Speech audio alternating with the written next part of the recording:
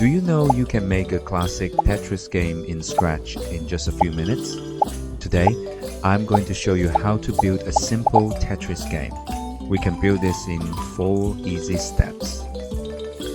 Let's start by adding a backdrop. I drew a red line at the bottom.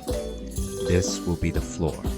When our falling brick touches that red line, it stops. Next, delete the scratch cat and upload our brick sprite. For the setup, create a score variable called score.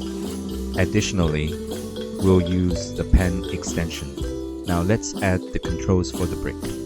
When the left arrow is pressed, the brick moves left. When the right arrow is pressed, it moves right. And when you press the spacebar, the brick rotates 90 degrees.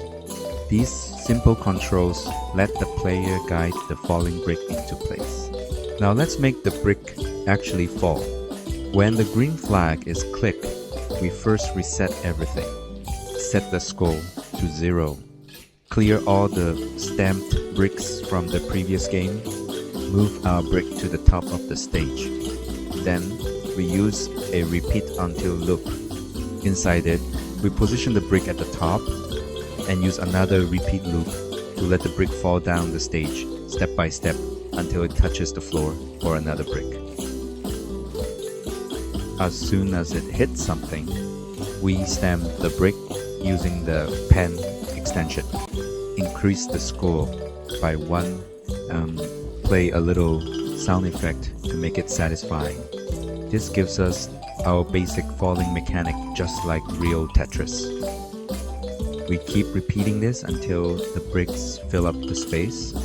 When the brick reaches certain height, we know the space is full. Then we simply say game over to end the game. And that's it. You just made your own simple Tetris game in Scratch.